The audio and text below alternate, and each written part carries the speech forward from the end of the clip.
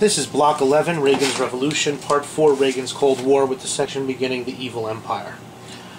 Ronald Reagan was a traditional Cold Warrior, a Cold Warrior in the classic tradition.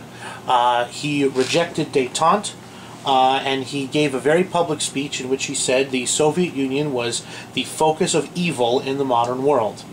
Those were things that were just not said by the early 1980s. After a period of détente, after kind of a leftist progressive, belief that had kind of percolated through the United States for a long time, that, the United States and the Soviet Union were morally equivalent, a belief in détente that the United States and the Soviet Union had to learn to get along, and for Ronald Reagan to come along and just simply call the Soviet Union evil shocked a lot of people. Progressives and liberals, let alone leftists, progressives and liberals blasted him for that statement. They argued that, his rhetoric was bringing us closer to World War III, that, the 60s and the 70s especially had been a period of détente. Reagan was bringing us back to the bad old days, that you just had to learn to deal with the Soviet Union. Reagan disagreed. Reagan rejected those ideas. Reagan said, no, the Cold War can be won.